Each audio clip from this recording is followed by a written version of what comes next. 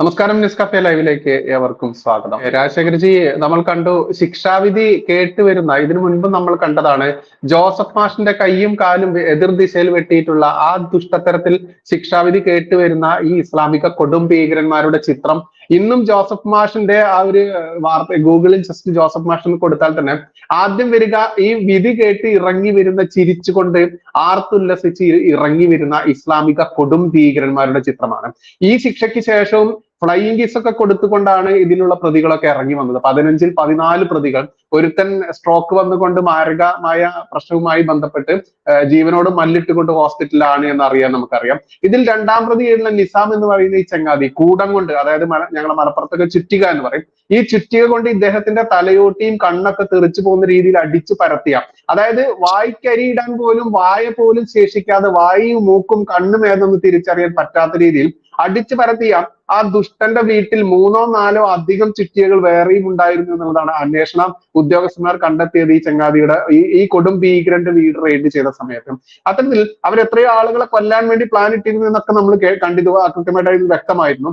ഇത്തരത്തിൽ ഈ ഒരു വിഷയം ജഡ്ജ്മെന്റ് എന്തായാലും വന്നു കഴിഞ്ഞു. മാത്രമല്ല ഇത് അപ്പീൽ പോയി കഴിഞ്ഞാൽ പോലും അപ്പീലിൽ പോലും അത് ചുരുങ്ങി വരില്ല, ശിക്ഷ കൂടുകയേ ഉള്ളൂ എന്ന രീതിയിലേക്ക് വരാം മാറിയിട്ടുള്ള ആ ശിക്ഷാവിധി തന്നെയാണ് ഇനി വരാനിരിക്കുന്നത്. നമ്മൾ കാത്തിരിക്കുക തന്നെയാണ്. അതുകൊണ്ട് തന്നെ അദ്ദേഹത്തിന്റെ നെറ്റിൽ ചെറിയ പ്രശ്നം വന്നു തോന്നുന്നു. ഒന്ന് വെയിറ്റ് ചെയ്യാം ഒരു സെക്കൻഡ്.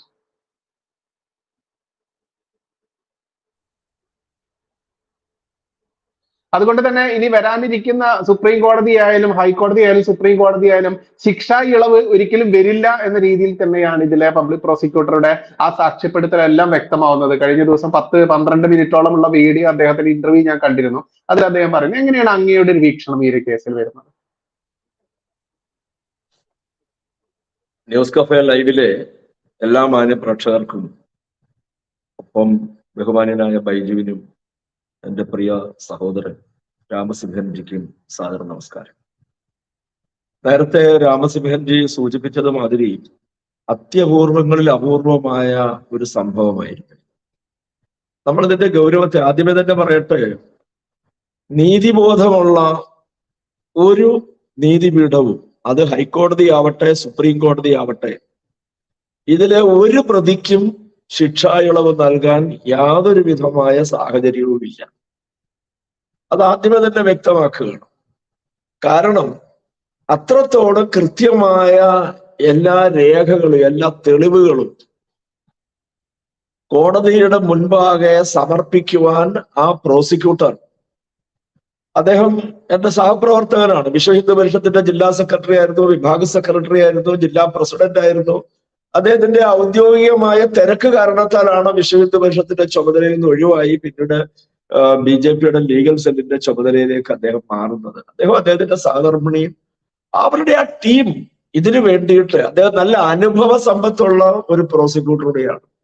ഇതിനു മുൻപും ഇതേപോലെയുള്ള നിരവധി കേസുകളിൽ സ്പെഷ്യൽ പ്രോസിക്യൂട്ടറായി പ്രവർത്തിച്ച് പ്രതികൾക്ക് പരമാവധി ശിക്ഷ വാങ്ങിച്ചു കൊടുത്തിട്ടുള്ള ഒരു അഭിഭാഷകനാണ്, അഥവാ ഒരു പ്രോസിക്യൂട്ടറാണ്. അദ്ദേഹത്തിന് എല്ലാ ഭാവുകങ്ങളും നേരുന്നു, എല്ലാ വിജയാശംസകളും അദ്ദേഹത്തിനും അദ്ദേഹത്തിന്റെ കുടുംബത്തിനും.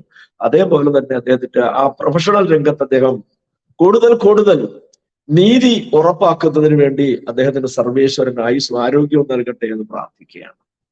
ഈ അവസരത്തിൽ എല്ലാ അഭിനന്ദനങ്ങളും ആ ടീമിന് അർപ്പിക്കുകയാണ്.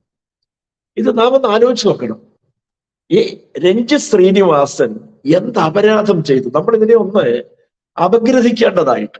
എന്തെങ്കിലും അയാളുടെ ഭാഗത്ത് നിന്ന് ഒരു തെറ്റുണ്ട് എങ്കിൽ ശരി, ആരെയും ഒരു പെറ്റി കേസ് പോലും അയാളുടെ പേരിൽ ഇന്ന് വരെ ചാർത്തിയിട്ടില്ല. സ്വാഭാവികമായിട്ടും നമുക്കറിയാം, രാഷ്ട്രീയ പ്രവർത്തനം ചെയ്യുന്ന ആളുകളുടെ പേരില് നിരവധി കേസുകള് തൊടുത്തുവിടാം. ശബരിമല കേസിൽ പോലും രഞ്ജിത്ത് ശ്രീനിവാസന്റെ പേരില് കേരള പോലീസ് ഒരു കേസ് എടുത്തിട്ടില്ല. എന്റെ പേരിൽ പോലും എന്താ പറയുക, 100 കണക്കിന് കേസുണ്ടായിരുന്നു. പക്ഷേ ഇദ്ദേഹത്തിന്റെ പേരിൽ അങ്ങനെ പോലും ഒരു കേസില്ലാത്ത സൗമ്യനായ എല്ലാവരുമായിട്ട് ചേർന്ന് പ്രവർത്തിക്കുന്ന, രാഷ്ട്രീയമോ അല്ലെങ്കിൽ കക്ഷി രാഷ്ട്രീയ ബന്ധങ്ങൾക്ക് അതീതമായി, സാമുദായിക ബന്ധങ്ങൾക്ക് അതീതമായി ഒക്കെ പ്രവർത്തിക്കുന്ന ഒരു ഒരു ഒരു ശാന്ത സ്വഭാവമുള്ള ഒരു വ്യക്തി. അയാൾ എന്ത് തെറ്റ് ചെയ്തു? അദ്ദേഹത്തിന്റെ ഇളയ മകൾ പറയുന്നുണ്ട്. വാസ്തവത്തിൽ ആ കുഞ്ഞിന്റെ ആ വാക്കുകൾ കേട്ടപ്പോ മനസാക്ഷിയുള്ള ഏതൊരു വ്യക്തിയെയും പിടിച്ചിരുത്തും, കരഞ്ഞു പോകും. എന്റെ അച്ഛൻ എന്ത് തെറ്റ് ചെയ്തു? ഒരു ഉറുമ്പിനെ പോലും ഇന്നേ വരെ അറിഞ്ഞുകൊണ്ട് ദ്രോഹിച്ചിട്ടില്ലാത്ത, വേദനിപ്പിച്ചിട്ടില്ലാത്ത എന്റെ അച്ഛനെ ഈ തരത്തിലെ ഈ സമയത്ത് നമ്മൾ ആലോചിച്ച് നോക്കണം. ആ സമയം നമ്മളൊന്ന് എടുക്കുക. ഒരു ആ വീട്ടില് അയാളുടെ അമ്മ പുലർച്ചെ എഴുന്നേറ്റ് തൊട്ടടുത്തുള്ള തന്റെ സമാജദേവനെ, സർവേശ്വരനെ പ്രാർത്ഥിച്ച് അയാൾക്ക് വേണ്ടി വഴിപാട് കഴിച്ച് എന്റെ കുഞ്ഞിന്റെ ദീർഘായുസിന് വേണ്ടി, ആരോഗ്യത്തിന് വേണ്ടി ഒക്കെ പോയി പ്രാർത്ഥിച്ചിട്ട് വരുന്നു. മൂത്ത മകളെ ട്യൂഷന് വേണ്ടി അയക്കാൻ ഭാര്യ ഗേറ്റിൽ വന്ന് ആ കുഞ്ഞിനെ വണ്ടി കയറ്റി അയക്കുന്നു. ആ വീട് ഉണർന്നു വരുന്നതേ ഉള്ളൂ. കേവലം 6 മണി സമയം. ആ പ്രഭാതത്തില് ഉറക്കച്ചടവോടെ ബെഡിൽ നിന്ന് എഴുന്നേറ്റ് വരുന്ന ആളിനോട് നമ്മൾ ആലോചിച്ച് നോക്കിയോ, ഒരു ചോദ്യവും ഇല്ല. കൂടം ഉപയോഗിക്കുന്നത് എന്തിനാണെന്ന് അറിയാമോ? ഈ ചുറ്റികയും കൂടവും തമ്മിലൊരു വ്യത്യാസമുണ്ട് ബൈജു. അതായത് ചെറിയ ഹാമറാണ് ഈ ചുറ്റിക. മറ്റേ കൂടം ഇവിടെയൊക്കെ ഈ വലിയ പാറ പൊട്ടിച്ച് റബിൾ ആക്കുന്നതിന് വേണ്ടി ഉപയോഗിക്കുന്നതാണ് കൂടം.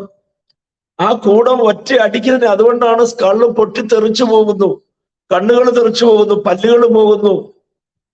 അദ്ദേഹത്തിന്റെ സഹധർമ്മിണി പറയുന്നു, വായ്ക്കരിയിടാൻ വായ പോലും ബാക്കി വെച്ചിരുന്നില്ല. അപ്പൊ ഇത്തരത്തിൽ ചെയ്യാൻ എന്താണ് അതിന് ഉപോത്ബലകമായ ഒരു സാഹചര്യം ഉണ്ടായിരുന്നത്? യാതൊരു സാഹചര്യവും ഉണ്ടായിരുന്നില്ല. അപ്പോ ഭീതിജനകമായ ഒരു സാഹചര്യം സൃഷ്ടിക്കുക. അവർക്ക് ഒരാളെ കൊല്ലണം. ഈ നാമധേയത്തിലുള്ള RSS BJP ബന്ധമുള്ള സംഘപരിവാർ പ്രസ്ഥാനത്തിന്റെ ഏതെങ്കിലും ഒരു ചുമതലക്കാരനെ അവർക്ക് വകവരുത്തണം. ഇത് മാത്രമായിരുന്നു അവരുടെ ലക്ഷ്യം എന്നാണ് ഇതിൽ നിന്ന് മനസ്സിലാക്കാൻ സാധിക്കുന്നത്. നമ്മൾ ആലോചിച്ച് നോക്കണം. ഇതിന്റെ ഗൂഢാലോചന, ഇതിന്റെ ബാക്കി കാര്യം അവർ വെൽ പ്ലാൻഡ് ആയിരുന്നു. ഈ പ്ലാനിങ് കഴിഞ്ഞ കുറെ കാലമായി കേരളത്തിന്റെ മണ്ണിൽ നടക്കുന്നു. അവർക്ക് മനസാക്ഷി മരവിച്ച ആളുകളാണ്. അവർ വെൽ ട്രെയിൻഡ് ആണ്.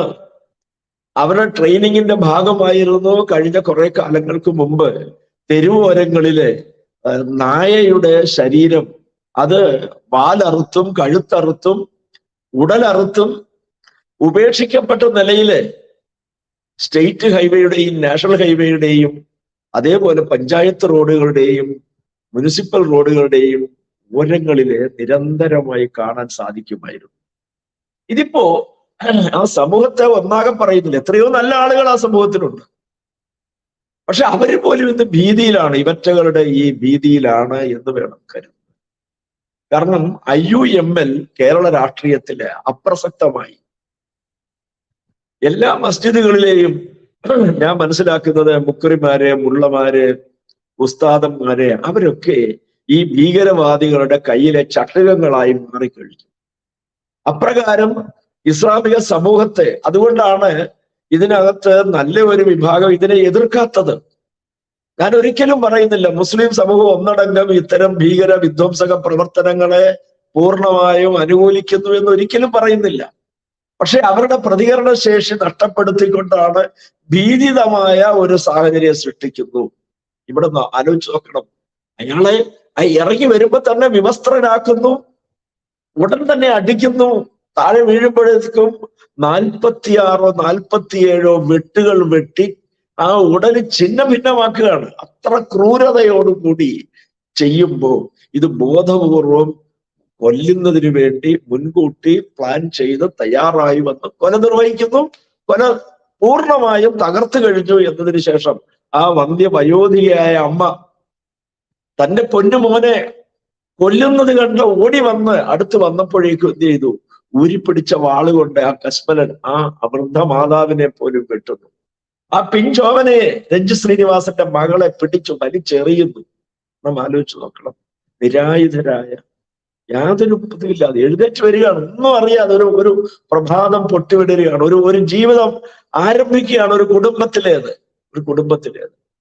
നാം ആലോചിച്ച് നോക്കണം. ഇവന്മാർക്ക് ഇവർ ഈ കേസ് നടത്തുന്നതിന് വേണ്ടി ഇവർ പഠിച്ച പണി 18 നോക്കിയിരുന്നു.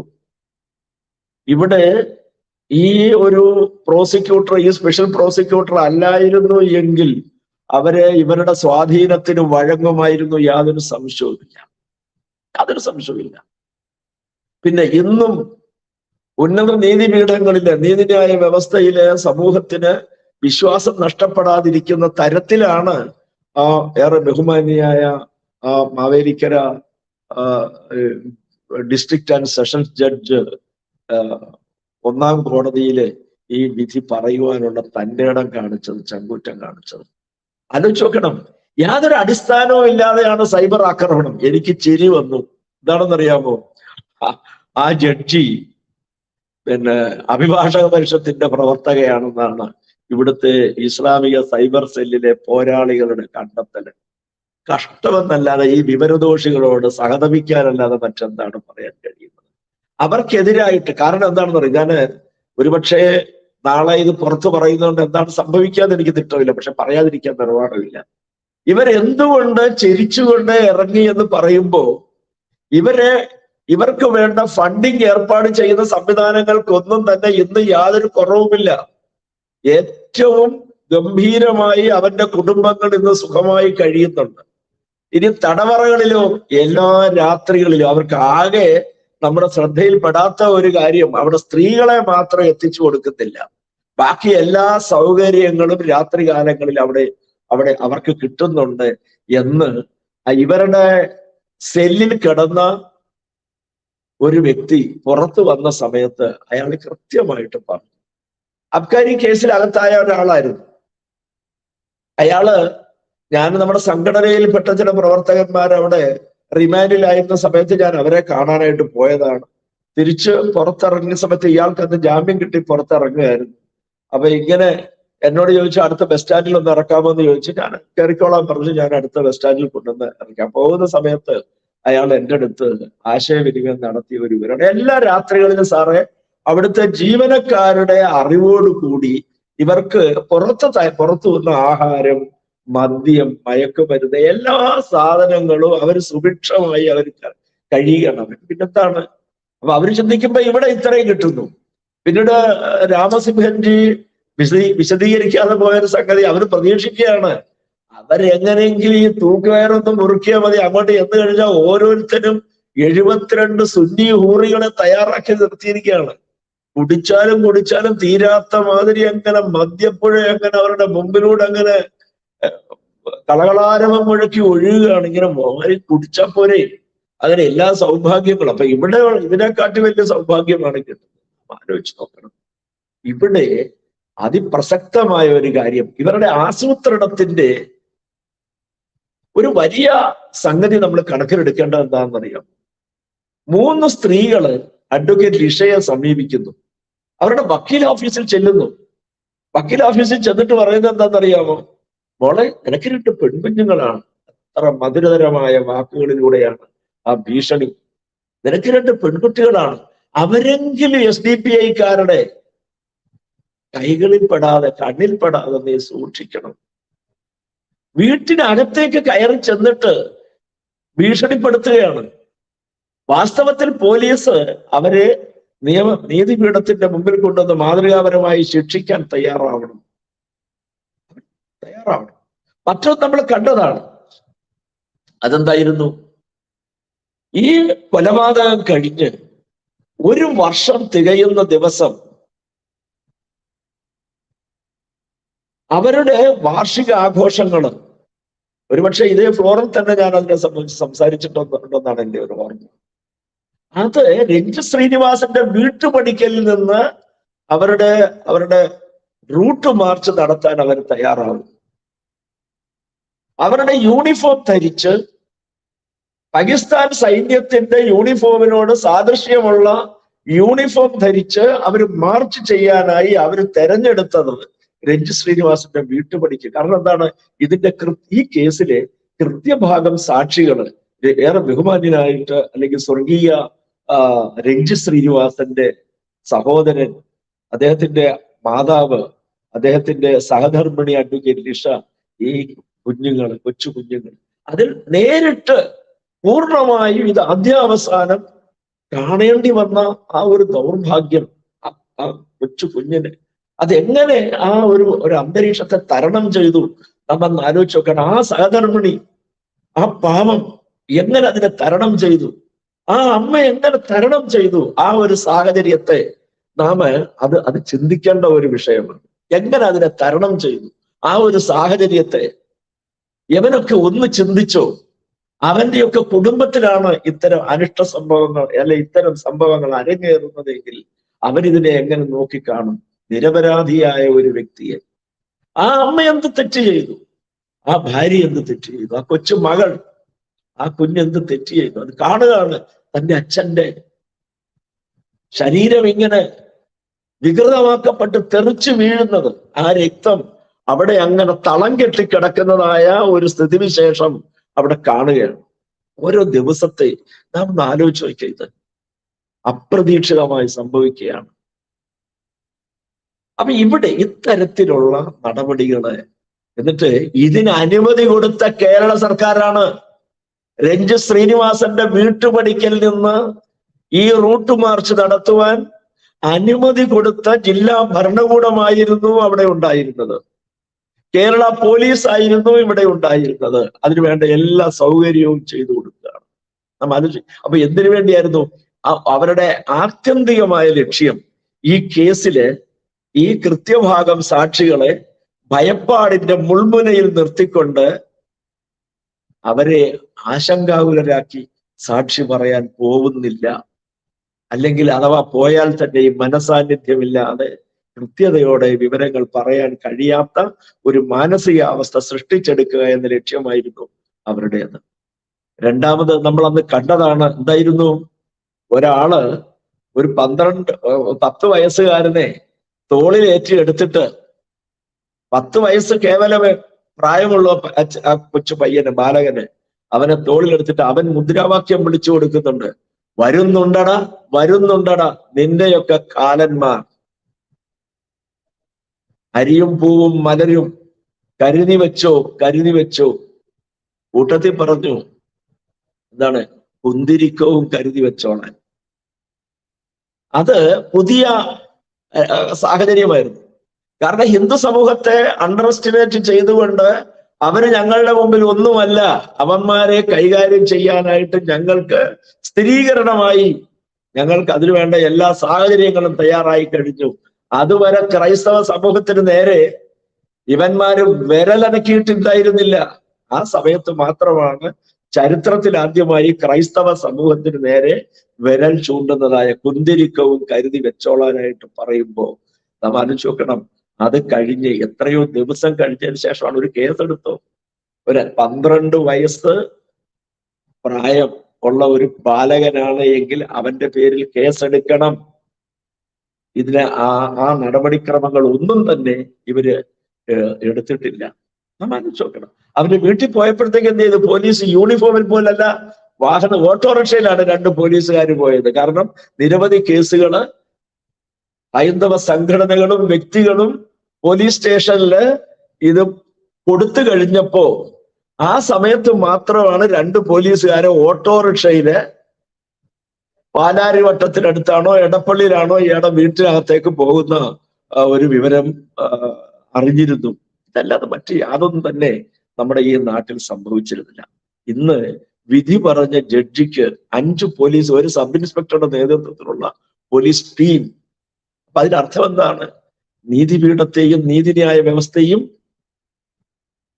ജഡ്ജിമാരെ വരെയും ഭീതിയുടെ മുൾമുനയിൽ നിർത്തുന്ന തരത്തിലേക്ക് കാര്യങ്ങള് കൊണ്ടുവന്ന് എത്തിച്ചിരിക്കുന്നു എന്ന് വേണം പറയുവാൻ. നമ്മൾ ആലോചിച്ച് നോക്കണം. അപ്പൊ ഇത് എവിടേക്കാണ് ഈ പോക്ക്? യാതൊരു തെറ്റും ചെയ്യാത്ത ഒരു വ്യക്തിയെ അതിനിഷ്ഠൂരമായി കൊന്നു. അപ്പൊ പരമാവധി ശ്രമിച്ചു. അഭിഭാഷകരെ കിട്ടുന്നില്ല എന്ന് പറഞ്ഞു. അവസാനം അഭിഭാഷകരെ കൊടുക്കാനായിട്ട്, കാരണം എന്താണ്, ആലപ്പുഴ കോടതി പരിസരത്ത് അല്ലെങ്കിൽ അവിടെ നിന്ന് ആലപ്പുഴ ജില്ലയിലെ ഒരു അഭിഭാഷകർ, കാരണം അത്രത്തോളം പൊതുസമൂഹത്തിന് തന്റെ തൊഴിൽ മേഖല, തന്റെ പ്രൊഫഷണൽ രംഗത്ത് എല്ലാവരുമായി അത്ര വളരെ വ്യക്തിബന്ധം കാത്തു സൂക്ഷിച്ചിരുന്ന ഇസ്ലാമിക സഹോദരങ്ങൾ അടക്കം അയാൾക്ക് ഏറ്റവും പ്രിയപ്പെട്ടവരായിരുന്നു. ആരും തന്നെ ഈ കേസ് ഈ പ്രതികൾക്ക് വേണ്ടി ഏറ്റെടുക്കാൻ തയ്യാറായിരുന്നു. പക്ഷെ വളരെ പ്രഗത്ഭരായ വക്കീൽ കേസ് മനഃപൂർവ്വം ഡിലേ ആക്കാൻ വേണ്ടി ശ്രമിച്ചു. പ്രതികൾ പരമാവധി ശ്രമിച്ചു. സുപ്രീം കോടതി വരെയും പോവേണ്ടി വന്നു. ഇവിടെ ഇച്ഛാശക്തിയോടെ പ്രവർത്തിച്ച പോലീസിന് പ്രവർത്തിക്കേണ്ടി വന്നു എന്ന് വേണം പറയുവാൻ. പോലീസിന് വേറെ മാർഗമില്ല. രാഷ്ട്രീയ സമ്മർദ്ദത്തിന് മുമ്പിൽ മുട്ടുമടക്കിയാൽ ആ പോലീസ് ഉദ്യോഗസ്ഥന്മാർ പെട്ടുപോകും എന്ന പൂർണ്ണമായ ബോധ്യം. ഈ സമയത്ത് പരിപൂർണമായും ഞാൻ പറഞ്ഞല്ലോ, ആ പ്രോസിക്യൂഷൻ ടീമാണ് ഇതിനെ മുമ്പോട്ട് നയിച്ചത്, ഈ ഒരു അതിന്റെ പൂർണ്ണതയിലേക്ക് എത്തിച്ചേർന്നത്. അവിടെ ആർക്കും ഒന്നും, നീതിപീഠത്തിന് പോലും മറ്റൊന്ന് ചിന്തിക്കാനാവാത്ത വിധം വളരെ കൃത്യതയോടുകൂടി അതിന്റെ എല്ലാ വശങ്ങളും പഠിച്ച് എല്ലാ തെളിവുകളും എല്ലാം കൃത്യമാക്കി നേരെ കോടതിയെ ബോധ്യപ്പെടുത്തി കോടതി മുമ്പാകെ ഹാജരാക്കാനായിട്ട് സാധിച്ചു.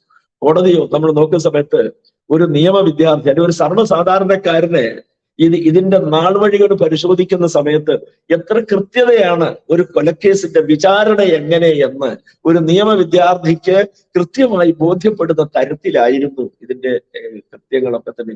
ഞാൻ നേരത്തെ സൂചിപ്പിച്ചല്ലോ, ഈ പ്രതാപ്ജി പടിക്കല് എന്റെ സഹോദരന് തുല്യമായിട്ടുള്ള എന്റെ സഹപ്രവർത്തകനായിരുന്നു. അപ്പൊ അദ്ദേഹം ഓരോ ദിവസവും ആ കേസിന്റെ ഓരോ ലൈനും അദ്ദേഹം എനിക്ക് വാട്സാപ്പ് ചെയ്യുമായിരുന്നു. ഇന്ന ദിവസം ഇന്നതാണ് നടക്കുന്നത്, ഇന്നതാണ് സാക്ഷി വിസ്താരം തുടങ്ങാം. അപ്പൊ അതിന്റെ നടപടിക്രമങ്ങളൊക്കെ തന്നെ മനസ്സിലാക്കാൻ സാധിക്കുന്ന തരത്തില് അത് കൃത്യതയോടെ ആ ടീമിന്, ആ കുടുംബത്തിന്റെ ഈശ്വര അനുഗ്രഹം എന്ന് മാത്രമാണ്. ഒരു പക്ഷേ രഞ്ജിത്തിന് ആയുസ് സർവേശ്വരൻ അത്രയും കൊടുത്തിട്ടുള്ളായിരിക്കാം, മുജ്ജന്മ പാപത്താലായിരിക്കാം ഇങ്ങനെ ഒരു സാഹചര്യം സംജാതമായത്. വാസ്തവത്തില് ആ കുഞ്ഞുങ്ങൾ നാം ആലോചിച്ച് നോക്കണം. ആ അച്ഛന്റെ സ്നേഹത്തിന് വേണ്ടി അവരുടെ കുടുംബത്തെ പറ്റി കേൾക്കുമ്പോ കണ്ണു നിറയും. അത്രത്തോളം എന്താ പറയുന്നത്, സന്തോഷത്തോടെ കഴിഞ്ഞിരുന്ന ആ ഒരു കുടുംബത്തിന്റെ അവരുടെ ജീവിതം തല്ലിക്കെടുത്ത ഈ നരാധമന്മാർക്ക് ഒരിക്കലും മാപ്പ് കിട്ടുകയില്ല ഒരു കോടതിയിൽ നിന്നും. എന്നെ സംബന്ധിച്ചിടത്തോളം ഞാൻ ഉറച്ചു വിശ്വസിക്കുന്നു, ഒരു സുപ്രീം കോടതിയും ഒരു ഹൈക്കോടതിയും ഈ ശിക്ഷ ഇളവ് വരുത്തില്ല. യവന്മാർക്ക് ഇരട്ട വധശിക്ഷ യവന്മാർക്ക് വിധിക്കും, യാതൊരു സംശയവും വേണ്ട. ഇത് കൂടാതെ ആയിരിക്കും യവന്മാരുടെ കുടുംബാംഗങ്ങൾക്ക് മുഴുവൻ സർവേശ്വരൻ കൽപ്പി. അതുകൊണ്ടാണ് ഈ ഒരുത്തൻ ഈ സ്ട്രോക്ക് വന്ന് കിടക്കുന്നത്. അത് ഈശ്വരൻ കൊടുക്കുന്നതാണ്. ബാക്കി ഇത് സർവേശ്വരൻ കൊടുക്കുന്ന ആ കടുത്ത ശിക്ഷ, ആ അമ്മ നടത്തിയ വഴിപാട് അക്ഷരാർത്ഥത്തിൽ ഫലപ്രദമാണ്. കാരണം അവരുടെ കണ്ണുനീരിൽ പൊതിഞ്ഞ കാഴ്ചയാണ് സർവേശ്വരന്റെ മുമ്പിൽ സമർപ്പിച്ചത്. ആ സർവേശ്വരൻ അവരെ കൈവിടുകയില്ല. ആ കുഞ്ഞു മനസ്സുകളെ വേദനിപ്പിച്ചത്, ആ ഭാര്യ ജീവിതം കൊതിച്ച് നേടിയ ജീവിതം എന്താ പറയുന്നത്, അതിന്റെ തുടക്കത്തിൽ തല്ലിക്കെടുത്തുകയായിരുന്നു ചെയ്തത്. 10-20 വർഷത്തിൽ കൂടുതൽ പ്രൊഫഷണൽ രംഗത്ത് വളരെ നല്ല രീതിയിൽ ആരെയും ദ്രോഹിക്കാത്ത ഒരു സാമൂഹിക പ്രവർത്തകൻ, ഒരു രാഷ്ട്രീയ നേതാവ്, അയാളെ കൊന്നിട്ട് ഇവൻ എന്ത് നേടി, ഇവന്റെ സംഘടന എന്ത് നേടി, ആലോചിച്ച് നോക്കണം, എന്ത് നേടി. അപ്പൊ ഈ ഒരു സാഹചര്യത്തില് ഇവർക്ക് ഹൂറികളോടൊപ്പം അവൻ രമിക്കുകയോ മദ്യപ്പുഴയിൽ കിടന്ന് നീരാടുകയോ ഒക്കെ ചെയ്യും. പക്ഷേ സർവേശ്വരൻ ഇവർക്ക്, ഇവിടെ നമ്മൾ ചിന്തിക്കേണ്ട വിഷയം, ഇത്തരം സംഭവ വികാസങ്ങൾ ഇനി ഉണ്ടാവാതിരിക്കാൻ ഈ സർക്കാരിന്റെ കയ്യിൽ എന്ത് സംഗതിയാണുള്ളത് ഈ സർക്കാരിനെ സംബന്ധിച്ചിടത്തോളം. കഴിഞ്ഞ ദിവസം വളരെ രസകരമായൊരു സംഭവം ഉണ്ടായി. ജനൻ ടി വിയിലെ ഒരു ചർച്ചയില്, എനിക്ക് തോന്നുന്നത് ഹസ്കർ ആണെന്ന് തോന്നുന്നു, ഇടതുപക്ഷ സഹയാത്രികനായിട്ടുള്ള, ഏതായാലും ഇടതുപക്ഷത്തിന്റെ പ്രതിനിധിയാണ്. അയാൾ വളരെ അഭിമാനത്തോടുകൂടി പറയാണ്, പ്രതാപ്ജി പടിക്കല് CPM-ന്റെ നേതാവാണ്. ആ പ്രോസിക്യൂഷൻ ടീം മാർക്സിസ്റ്റ് പാർട്ടി കൊടുത്തതാണ്. അവരൊക്കെ തന്നെ മാർക്സിസ്റ്റ് പാർട്ടിയുടെ നേതാക്കന്മാരാണ്. ഏതായാലും അനിൽ നമ്പ്യാരായിരുന്നു ആ സമയത്ത് അവിടെ. അനിൽ നമ്പ്യാർ ഉടൻ തന്നെ അയാളെ ഫോണിൽ കണക്ട് ചെയ്ത് അയാൾ പറഞ്ഞു, എന്റെ ജീവിതത്തിൽ യവന്മാരുടെ ഞാൻ ഒരു രംഗത്തും ഇത് ചെയ്തിട്ടില്ല എന്ന് കൃത്യതയോടെ പറഞ്ഞ ഒരു സാഹചര്യം ഉണ്ടായി. അത്ര വൃത്തികെട്ട ഒരു സാമൂഹിക അന്തരീക്ഷമാണെന്ന് കേരളത്തിൽ നിലനിൽക്കുന്നത്. ഗവർണർക്ക് പുറത്തിറങ്ങാൻ പറ്റില്ല. ഗവർണർ വണ്ടിയെടുത്ത് ചെന്ന് ഇടിക്കുക. അതൊരു പോലീസ് മോനെ എന്ന് വിളിച്ചിട്ടാണ് ഇവന്മാരെ താലോലിച്ചെടുത്തോണ്ട് പോകുന്നത്. അവിടെയും നീതിപീഠം എന്താ പറയുന്നത്, ആ വിശ്വാസിയുടെ പൊതുസമൂഹത്തിൽ നഷ്ടപ്പെടുന്നു. രാഷ്ട്രപതിയുടെ പ്രതിപുരുഷനായിട്ടുള്ള കേരളത്തിന്റെ ഭരണത്തലവനെ 124A അനുസരിച്ചുള്ള കേസ് FIR ഇട്ടിട്ട് കോടതിയുടെ വരാതെ ചെല്ലുമ്പോൾ SFIയുടെ നേതാക്കന്മാരാണെന്നുള്ളൊരു ഒറ്റ കാരണത്തിന്റെ പേരില് ഇടതുപക്ഷ ഗവൺമെന്റ് ഭരിക്കുന്ന പിണറായി വിജയൻ ആഭ്യന്തരമന്ത്രിയാണ്, മുഖ്യമന്ത്രിയാണെന്നുള്ള ഒറ്റ കാരണത്തിന്റെ പേരില് കോടതി ജാമ്യം അനുവദിക്കുകയാണ്. നമ്മൾ അതും കൂടി പറയണം. ഇവിടെ കോടതിയെ പോലും ഒരു APP ജീവൻ ഒടുക്കേണ്ടി വരുന്നു. ഇവരുടെ സമ്മർദ്ദം. ഇവിടെയൊക്കെ ഇവരെ അറസ്റ്റ് ചെയ്തവരുടെ പട്ടിക എടുത്തു നോക്കണം. ഇവിടെ കലാപഭൂമിയാക്കുന്നത് ആരാണ് എന്ന് കൃത്യമായി ബോധ്യപ്പെടാൻ കഴിയും. ഏറെ ബഹുമാനായിട്ടുള്ള കേരള ഗവർണറെ ആക്രമിച്ച ആ കേസിൽ അറസ്റ്റ് ചെയ്യപ്പെട്ട 12 പ്രതികളും ആ 12 പ്രതികളിൽ 90% ഒരു പ്രത്യേക മതവിഭാഗത്തിൽപ്പെട്ടവരാണ്. അവൻ കമ്മ്യൂണിസ്റ്റുകാരനാണെന്ന് SFIക്കാരനാണെന്ന് അവകാശപ്പെടുമ്പോഴും ഒരു പ്രത്യേക മതവിഭാഗത്തിനാണ്. അപ്പൊ ഈ നാട്ടിൽ കലാപം ഉണ്ടാക്കുന്ന ഒരു വിഭാഗത്തെ തീറ്റിപ്പോറ്റുന്നു രാഷ്ട്രീയ അധികാരത്തിന്റെ ഭരണ തണലിൽ ഇവിടുത്തെ CPIM അല്ലെങ്കിൽ ഇവിടുത്തെ ഇടതുപക്ഷ പാർട്ടികളാണ്. ഇത് വളരെ വളരെ അപകടകരമായ ഒരു സ്ഥിതിവിശേഷത്തിലേക്കാണ് കാര്യങ്ങൾ പോകുന്നത് എന്ന് വേണം നമ്മൾ മനസ്സിലാക്കുവാനായിട്ട് ഉള്ളത്. നമ്മൾക്കറിയാം ഇവന്മാര് ചിരിക്കുന്നുണ്ടെങ്കിലും ഇവന്മാരുടെ ഉള്ളിൽ എന്താ അവസ്ഥയാണ് എന്നുള്ളതൊക്കെ കൃത്യമായിട്ടും അറിവുള്ളവർക്ക് അറിയാൻ പറ്റും. കാരണം ഇവനൊക്കെ ചിരിക്കുന്നതും ഫ്ലൈയിങ് കിസ് ഒക്കെ കൊടുത്തുകൊണ്ട് വളരെ സന്തോഷത്തോടു കൂടി പോകുന്നുണ്ടെങ്കിൽ അവന്റെയൊക്കെ ആ തുറിച്ച കണ്ണുകളും ആ കയറിൽ കിടന്ന് ആടുന്നതും എല്ലാം അവന്റെയൊക്കെ മനസ്സിൽ ഒരു നിമിഷമെങ്കിലും വരാതിരിക്കില്ല എന്നുള്ളതാണ് യാഥാർത്ഥ്യം. എങ്ങനെയാണ് അവസാന ഒരു 10-15 മിനിറ്റിൽ എങ്ങനെയാണ് കൺക്ലൂഷൻ അങ്ങേക്ക്? അല്ല, ഇതില് അവര് ചിരിക്കുകയോ ഫ്ലൈയിങ് കിസ് കൊടുക്കുകയോ ഇതൊന്നും നമ്മളെ ബാധിക്കുന്ന വിഷയമൊന്നുമല്ല. ഇവന്മാർക്ക് കൃത്യമായിട്ടും എന്തൊക്കെയായാലും ശരി അങ്ങനെയെന്നെങ്കിലേ ഹൂറികളെ കിട്ടുന്നുള്ളൂ. ഇവനൊക്കെ ജീവിതത്തില് അവന്റെ മുരടിപ്പ് തന്നെയാണ്. അവന്റെ ജീവിതം ഹോമിക്കുന്നു. എന്തിനു വേണ്ടി എന്ത് നേടി എന്ന് എപ്പോഴെങ്കിലും സ്വന്തം മനസാക്ഷി അർദ്ധരാത്രിയുടെ ആ യാമങ്ങളിൽ അവന്റെ മനസ്സിലൂടെ മിന്നൽ പിണറുകൾ പോലെ കടന്നു പോവാതിരിക്കില്ല.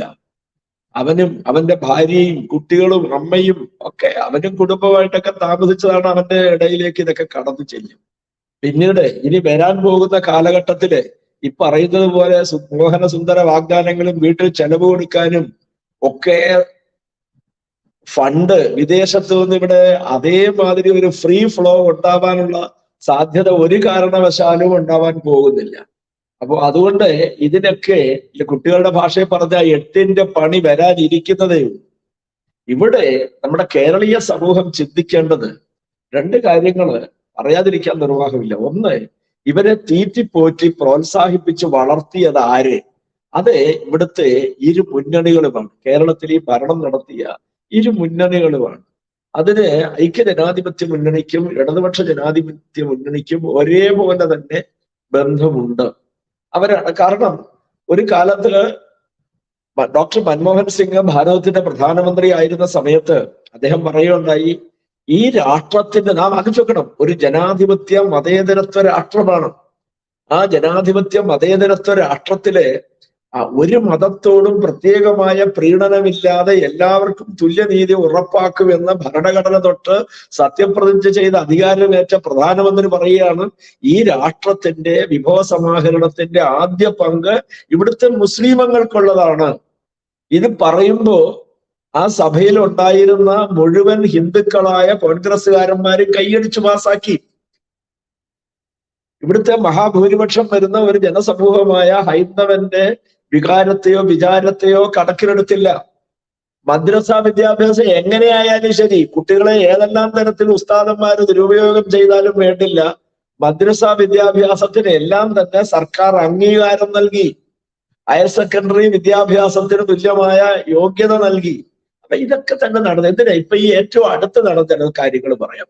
ഏറെ ബഹുമാനായിട്ടുള്ള എന്റെ പ്രിയ സഹോദരൻ രാമസിംഹൻജി സൂചിപ്പിച്ചത് തന്നെ ശബരിമല വിഷയം എടുക്കാം. ഇന്ന് നിയമസഭയിലെ നമ്മുടെ ദേവസ്വം മന്ത്രി ശ്രീ K. രാധാകൃഷ്ണൻ, അദ്ദേഹം നിസ്സാരക്കാരനല്ല, കേരള നിയമസഭയുടെ സ്പീക്കറായിട്ടിരുന്ന ആളാണ്. അദ്ദേഹത്തിന്റെ ഒരു പ്രസ്താവന ഉണ്ടായിരുന്നു. എന്താണ് പറഞ്ഞതെന്നറിയാമോ? ഭക്തന്മാരെ എത്രത്തോളം ശബരിമല അയ്യപ്പന്റെ പ്രതിരൂപമായിട്ടുള്ള ശബരിമല അയ്യപ്പ ഭക്തന്മാരെ എത്ര മോശമായി ചിത്രീകരിക്കുന്ന ഒരു സ്ഥിതിവിശേഷമായിരുന്നു അയാൾ ചെയ്തത്. അയാൾ പറയുകയാണ്, അവിടെ വന്ന് പമ്പയിൽ ഇരുമുടിക്കെട്ട് ഉപേക്ഷിച്ചിട്ടുണ്ടെങ്കിൽ അതൊന്നും യഥാർത്ഥ അയ്യപ്പന്മാരല്ല. ആലോചിച്ച് നോക്കണം. ആ ശബരിമലയിലെ ആചാരപരമായ എല്ലാ സംവിധാനങ്ങളെയും അനുഷ്ഠാനങ്ങളെയും എല്ലാം തന്നെ തകിടം മറിച്ചത് ഏറ്റവും കൂടുതൽ ഈ ഇടതുപക്ഷ സർക്കാരിന്റെ ഭരണ കാലഘട്ടത്തിലാണ്. നമ്മൾ കണ്ടതാണ് 2018 അതിനുശേഷവും ഒക്കെ ഏറ്റവും അധികം അവിടെ ആചാര ലംഘനം നടത്തുന്നതിന് വേണ്ടി മുൻകൈ എടുത്തത് പിണറായി വിജയന്റെ സർക്കാരാണ്, ഏറ്റവും അധികം. അപ്പൊ ഇതെല്ലാം തന്നെ നമ്മുടെ മനസ്സിൽ ഇങ്ങനെ മിന്നൽ പിണർ പോലെ കാത്തിരിക്കുന്ന ആ ഒരു സാഹചര്യത്തിൽ തന്നെ അദ്ദേഹം എന്താ ഇന്ന് പറഞ്ഞത്? ഈ അയ്യപ്പ ഭക്തന്മാരെ രണ്ടായിട്ട് കള്ളസ്വാമിമാരാണ് ഇത് ഉപേക്ഷിച്ചതെന്ന്. അടിവാങ്ങുന്ന ഇരുമുടിക്കെട്ടുമായിട്ട് 18ാം പടി കയറുന്ന സമയത്ത് അയ്യപ്പന്മാരെ നിഷ്ഠൂരമായി ഇടിക്കുന്ന പോലീസ് ഉദ്യോഗസ്ഥന്മാര്, പച്ചവെളിച്ചം പോലീസുകാര്. കാരണം ഇപ്പൊ ഓപ്ഷൻ ഇല്ല. വ്രതധാരികളായ അയ്യപ്പ ഭക്തന്മാരെ ഡ്യൂട്ടിക്ക് ഉപയോഗിക്കുന്ന ആ സംവിധാനം പാടെ മറിച്ചു. എന്തിനു വേണ്ടി? ആചാര ലംഘനം നടത്തുന്നതിന് വേണ്ടി. ദേവസ്വം ജീവനക്കാരെ ഫാക്ടറി തൊഴിലാളികളെ പോലെ സംഘടിപ്പിച്ചുകൊണ്ട് പാർട്ടി അനുയായികളെ അവിടെ ഇങ്ങനെ അയ്യപ്പന്മാരെ മർദ്ദിക്കുന്നതിന് വേണ്ടി വാച്ചറന്മാരെ പ്രത്യേകമായി നിയോഗിക്കുന്നത് നമുക്ക് കാണാൻ സാധിക്കുന്നു. ഏത് വിധേന അയ്യപ്പ ഭക്തന്മാർ അവിടെ വരരുത്, ശബരിമല തീർത്ഥാടനത്തെ താറുമാറാക്കണം, പ്രാഥമിക കാര്യങ്ങൾക്ക് വേണ്ടി പോലും അവർക്ക് അവസരങ്ങൾ അല്ലെങ്കിൽ അതിനുള്ള സൗകര്യങ്ങൾ പോലും ഒരുക്കുന്നില്ല. ഇപ്പോ നേരത്തെ ഞാൻ സൂചിപ്പിച്ചിട്ടുള്ളതാണ്, വിശ്വ ഹിന്ദു പരിഷത്ത് കേസ് കൊടുത്തു, സുപ്രീം കോടതിയിൽ അപ്പീൽ പോയിരിക്കുകയാണ്. ആ അപ്പീൽ കേസില് സർക്കാരിന് നോട്ടീസ് പോയിരിക്കുകയാണ്. വിശ്വ ഹിന്ദു പരിഷത്തിനോട് പറഞ്ഞത്, കോടതി പറഞ്ഞ ഒരു സത്യവാങ്മൂലം കൂടി ഫയൽ ചെയ്യാൻ പറഞ്ഞു. ഒറ്റ കാര്യമേ അതിന് പറഞ്ഞിട്ടുള്ളൂ. അതായത് നമ്മൾ ഇടയ്ക്ക് നിർത്തി ആളെ എടുക്കുകയില്ല. ഇല്ലല്ല, അദ്ദേഹത്തിന്റെ കോയമ്പത്തൂർ ബസ് സർവീസ് നടത്തിയ മാതിരി ഇടയ്ക്കിടയ്ക്ക് നിർത്തിയ ആളുകളെ, നിലയ്ക്കലിൽ നിന്ന് പോകുന്ന അയ്യപ്പന്മാരെ ഞാൻ ചോദിക്കുന്ന ഒറ്റ കാര്യമേ ഉള്ളൂ. ചെങ്ങന്നൂർ റെയിൽവേ സ്റ്റേഷനിൽ നിന്ന് പമ്പയ്ക്ക് ടിക്കറ്റ് എടുത്ത അയ്യപ്പ ഭക്തനെ ആ ബസ്സിൽ എന്തിന് നിലയ്ക്കലിൽ നിങ്ങൾ പിടിച്ചിറക്കിയിട്ട് വേറൊരു ബസ്സിൽ കുത്തി നിറച്ച് കയറ്റുക? നിങ്ങൾക്ക് പൈസ ഇല്ല, പിച്ചച്ചട്ടി എടുത്ത ചട്ടിയും കൊണ്ട് തെണ്ടുന്ന സർക്കാരാണ് എങ്കിൽ നിങ്ങൾ 100 രൂപ അയ്യപ്പന്മാർക്ക് സെസ് ഏർപ്പെടുത്തണു. നിങ്ങൾ തുറന്നു പറയണം, ഞങ്ങൾക്ക് ജീവിക്കാൻ മാർഗമില്ല, ഞങ്ങൾക്ക് തീട്ടവണ്ടി വാങ്ങണമെങ്കിൽ അതിന് പണമില്ല, അതിന് പണം കൊണ്ടാവാൻ ശബരിമല അയ്യപ്പ ഭക്തന്മാര് 100 രൂപ വീതം പിണറായി വിജയന് കൊടുക്കണമെന്ന് പറഞ്ഞാൽ കൊടുക്കാൻ തയ്യാറാണ്. അവന്റെ തീട്ടം ചുമക്കുന്നതിന് വേണ്ടി അയ്യപ്പന്മാര് കൊടുക്കാൻ തയ്യാറാണ്. പക്ഷെ ഈ ദ്രോഹം എന്തിനു ചെയ്യുന്നു അയ്യപ്പ ഭക്തന്മാരോട്? വിരിവെക്കാൻ സൗകര്യം കൊടുക്കാത്തത് എന്തുകൊണ്ട്? അവരെ എന്തിനു അടിച്ചോടിച്ച് കൊണ്ടുപോയി ശബരിമല ഒന്ന് കയറി ഓട്ടപ്രദർശനം നടത്തി തിരിച്ചോടിക്കുകയാണ്?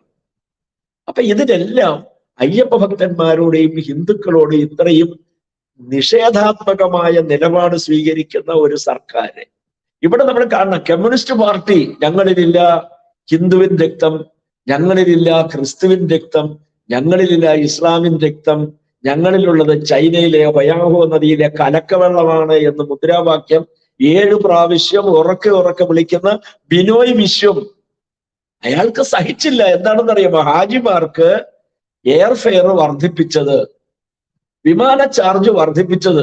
ഒരു ഉദ്യോഗസ്ഥൻ എൻ്റെ അടുത്ത് പറഞ്ഞതെന്നറിയോ? ഹാജിമാർക്ക് ഏറ്റവും പുതിയ എയർക്രാഫ്റ്റ് ആണ് കൊടുക്കുന്നത്, അതിന് പച്ച പെയിന്റ് മസ്റ്റാണ്, നിർബന്ധമായിട്ട് പച്ച പെയിന്റ് അടിച്ചിരിക്കണം. അവർക്ക് ദേഹപരിശോധനയില്ല. എന്തൊക്കെ സാധനങ്ങൾ വേണം ഇവിടുന്ന് അങ്ങോട്ട് കൊണ്ടുപോവുകയും ചെയ്യാം, അവിടെ നിന്ന് ഇങ്ങോട്ട് കൊണ്ടുവരികയും ചെയ്യാം. ഒരു പരിശോധനയുമില്ല. നാം ആലോചിച്ച് നോക്കണം. രണ്ടാമത്തെ എന്താണ്? ഹാജിമാർക്ക് പ്രത്യേകം, സ്ത്രീകൾക്ക് പ്രത്യേകം, പുരുഷന്മാരായ ഹാജിമാർക്ക് പ്രത്യേകം. അവർക്ക് വിശ്രമ കേന്ദ്രങ്ങൾ, എയർപോർട്ടിനടുത്ത് വിശ്രമ കേന്ദ്രങ്ങള്. കേരള സ്റ്റേറ്റ് റോഡ് ട്രാൻസ്പോർട്ട് കോർപ്പറേഷന്റെ ഏറ്റവും പുതിയ വാഹനത്തിൽ വീടുകളിൽ ചെന്ന് ശേഖരിക്കുകയാണ്. അയ്യപ്പന്റെ മുതുകത്തിടിക്കുകയാണ്. നിലയ്ക്കൽ പ്രാഥമിക കാര്യങ്ങൾ നിറവേറ്റാൻ പോലും സൗകര്യമില്ലാതെ വലയുന്ന കഷ്ടപ്പെടുന്ന അയ്യപ്പ ഭക്തനിൽ നിന്ന് 100 രൂപ അധികമായി ഈടാക്കുന്ന സമയത്ത് ഇവർക്ക് വേണ്ട എല്ലാ സൗകര്യങ്ങളും സൗജന്യമായി കൊടുക്കുമ്പോൾ നാം ആലോചിക്കണം, ഈ ഇസ്ലാമിക പ്രീണനമാണ് ഇത്തരം കൊലപാതകങ്ങൾക്ക് ഇവർക്ക് സർക്കാർ സ്പോൺസേർഡ് ആണ് ഈ പരിപാടികളൊക്കെ. അതാണ് ഞാൻ പറഞ്ഞത്, അവര് ചിരിക്കും. കാരണം അവരുടെ പിന്നിൽ പ്രോത്സാഹിപ്പിക്കാൻ, അവർക്ക് സ്പോൺസർഷിപ്പ് നൽകാൻ ഇവിടുത്തെ ഇടതുപക്ഷ സർക്കാരുണ്ട് എന്ന ഓരോ പ്രതിക്കും ഉത്തമ ബോധ്യമുണ്ട്. പക്ഷെ എവിടെയൊക്കെയോ എന്താണ്, ചിലപ്പോഴെങ്കിലും ഒക്കെ സർവേശ്വരൻ കണ്ണു തുറക്കും. അങ്ങനെയാണ് ഈ സാഹചര്യം ഇന്ന് ഉണ്ടായിരിക്കുന്നത്. അവർക്കിന്ന് അക്ഷരം ഉരിയാടാനായിട്ട് സാധിക്കുന്നില്ലല്ലോ. ഈ വിധിയെ സ്വാഗതം ചെയ്തുകൊണ്ട് മുഖ്യമന്ത്രിയോ മന്ത്രിമാരോ ആരെങ്കിലും ഒരു അക്ഷരം ഉരിയാടി? നാം ആലോചിച്ച് നോക്കണം. ഏതെങ്കിലും ഒരാൾ, ആ സ്പെഷ്യൽ പ്രോസിക്യൂട്ടർ ഈ കേരള സർക്കാരിന്റെ ഔദാര്യമല്ല. രഞ്ജു ശ്രീനിവാസന്റെ കുടുംബം കോടതിയെ സമീപിച്ചതിന്റെ അടിസ്ഥാനത്തിൽ കൊടുത്തിട്ടുള്ളതാണ്. എല്ലാം തന്നെ കോടതി മുഖാന്തരം വന്ന നിയമനങ്ങളാണ്. അഡ്വക്കേറ്റ് പ്രതാപ് ജി പടിക്കലിനെ സ്പെഷ്യൽ പ്രോസിക്യൂട്ടറായിട്ട് നിയമിച്ചുള്ള എല്ലാ കേസുകളിലെ ഉത്തരവുകൾ കോടതിയുടെ തീരുമാനമാണ്. ആലോചിച്ച് നോക്കണം. അപ്പൊ ഇത്തരത്തില് എല്ലാ രംഗത്തും ഇവരെ ആരാണ് പ്രോത്സാഹിപ്പിക്കുന്നത്? ഈ ഇടതുപക്ഷ സർക്കാരാണ് പ്രോത്സാഹിപ്പിക്കുന്നത്. ഭൂരിപക്ഷം വരുന്ന ഒരു സമൂഹത്തെ, ഹിന്ദു സമൂഹത്തെ പല തട്ടുകളിലാക്കി നിർത്തിക്കൊണ്ട് എന്തെങ്കിലും അല്പം എന്താ പറയുന്നത്, ഭരണത്തിന്റെ ഈ തേങ്ങാപ്പൂളുകള് വലിച്ചെറിഞ്ഞു കൊടുത്ത്, അല്ലെ അവരെ പ്രീണിപ്പിക്കുകയും പീഡിപ്പിക്കുകയും ചെയ്തുകൊണ്ട് പല തട്ടുകളിലാക്കിക്കൊണ്ട് ഈ ഇസ്ലാമിക പ്രീണനം, ഇന്ന് 90% ജിഹാദികളും ഇന്ന് ഇടതുപക്ഷ പാർട്ടികളിലാണ്, പ്രത്യേകിച്ച് CPIM-ല്. അടുത്ത ഭരണ തുടർച്ച ഒരുപക്ഷെ അവർക്ക് കിട്ടിയേക്കാം. കിട്ടിയാൽ ഒരു ജിഹാദി ആയിരിക്കും കേരളത്തിന്റെ മുഖ്യമന്ത്രി, അതിന് 2 പക്ഷം, യാതൊരു സംശയമില്ലാത്ത കാര്യം. അപ്പൊ ഇത്തരത്തില് കേരളീയ സമൂഹം, നിഷ്പക്ഷ സമൂഹം, ജനാധിപത്യം പുലരണമെന്ന് ആഗ്രഹിക്കുന്ന സമൂഹം ഈ രഞ്ജു ശ്രീനിവാസന്റെ കൊലപാതകം അടക്കമുള്ള കാര്യങ്ങൾ മനസ്സിലാക്കിക്കൊണ്ട് നാം ആലോചിച്ച് നോക്കണം. ആ രഞ്ജിത്ത് ശ്രീനിവാസന്റെ മരണം കഴിഞ്ഞ് 1 വർഷം തികയുന്ന ദിവസം ഞാൻ നേരത്തെ സൂചിപ്പിച്ചത് മാതിരി ഇവരുടെ ആ വാർഷിക ആഘോഷങ്ങള് രഞ്ജു ശ്രീനിവാസന്റെ വീട്ടുപടിക്കൽ നിന്ന് ആരംഭിക്കുന്ന സമയത്ത് അതിനെതിരായിട്ട് ബജരംഗദളിന്റെ ആഭിമുഖ്യത്തില് ബദൽ പരിപാടി വിശ്വ ഹിന്ദു പരിഷത്ത് ആവിഷ്കരിച്ചു. അത് നടപ്പാക്കുന്ന സമയത്ത് അന്ന് പോലീസ് ഭാഷ്യം എന്തായിരുന്നു അറിയാമോ? കേരളത്തിന്റെ പോലീസിന്റെ ഭാഷ്യം. കേരള പോലീസ് പറഞ്ഞത്, നിങ്ങൾ കൂടി വന്ന 100 പേര് കാണും, അവന്മാര് ലക്ഷക്കണക്കിനാണ് വരുന്നത്, നിങ്ങളെ കയറി തേച്ചൊട്ടിച്ചു പോകുമെന്ന് പറഞ്ഞു. ആ സമയത്ത് ഞാൻ പോലീസിനോട് പറഞ്ഞ ഒരേ ഒരു മറുപടി ഇതേ ഉണ്ടായിരുന്നു, സാറേ ഞങ്ങൾക്ക് സംരക്ഷണം തരാൻ, നീതിപൂർവമായി പ്രവർത്തിക്കുന്ന ഒരു ജനസമൂഹത്തിന് സംരക്ഷണം തരാൻ ഇവിടുത്തെ പോലീസ് വ്യവസ്ഥ പരാജയമാണ് എങ്കിൽ അത് പോലീസിന്റെ ഗതികേടാണ് സാറേ. കേരളത്തിലെ ഇവിടുത്തെ ഭരണ പരാജയമാണത്. പക്ഷേ ഞങ്ങളെ സംബന്ധിച്ചിടത്തോളം ഒന്നറിയാം, ഇവിടെ ഏതെങ്കിലും ഒരു ബജരംഗദൾ പ്രവർത്തകർ, സംഘപരിവാർ പ്രവർത്തകന് നേരെ അങ്ങനെ തേച്ചൊട്ടിക്കുന്ന തരത്തിലുള്ള ഒരു പ്രതികരണം ഇസ്ലാമിക ഭീകരരുടെ ഭാഗത്തു നിന്ന് വന്നാൽ ഈ സമ്മേളനത്തിൽ വരുന്ന ഒരൊറ്റ ബസ്സും അരൂർ ടോൾ ഗേറ്റിന് വടക്കോട്ടും പോവില്ല, അമ്പലപ്പുഴ ടോൾ ഗേറ്റിന് തെക്കോട്ടും പോവില്ല. അതിന് ഞങ്ങൾ വിചാരിച്ചാൽ സുന്ദരമായിട്ട് നടത്താനായിട്ട് സാധിക്കും, അല്ലെ നമുക്ക് കാണാം, വരുന്നിടത്ത് വെച്ച് കാണാം എന്ന് പറയുന്ന സ്ഥിതിവിശേഷം വന്നു. അതിന്റെ അടിസ്ഥാനത്തിൽ മാത്രമായിരുന്നു അന്ന് ഇവറ്റകള് ആ പരിപാടി റദ്ദ് ചെയ്ത് അതിന്റെ സ്ഥലവും സമയവും അവരെ മാറ്റി ചിന്തിക്കാൻ അവരെ നിർബന്ധിതമാക്കി. അത്ര കർശനമായി ഗംഭീരമായിട്ട് ബജരംഗദളിന്റെ ആഭിമുഖ്യത്തില് അന്നേ ദിവസം രാവിലെ നടത്തി. അവര് രഞ്ജു ശ്രീനിവാസന്റെ വീട്ടുപടിക്കൽ നിന്ന് ആരംഭിക്കുകയാണ് എങ്കിൽ ബജരംഗദളിന്റെ ആഭിമുഖ്യത്തില് മണ്ണഞ്ചേരിയിലെ മണ്ണിൽ നിന്ന് ഷാനന്റെ വീട്ടുപടിക്കൽ നിന്ന് ഞങ്ങളും ആരംഭിക്കും എന്ന് പറഞ്ഞപ്പോഴാണ് പോലീസിന്റെ തലയില് പച്ച വെളിച്ചം മാറി യഥാർത്ഥ വെളിച്ചം കയറിയത്. ആ സമയത്താണ് മാന്യമായിട്ട് ഇത് സംസാരിക്കാനും കാര്യങ്ങളിലേക്ക് കടക്കാനും 2 കൂട്ടരുമായിട്ട് സംസാരിക്കാനും ഒക്കെ അവർ തയ്യാറായത്.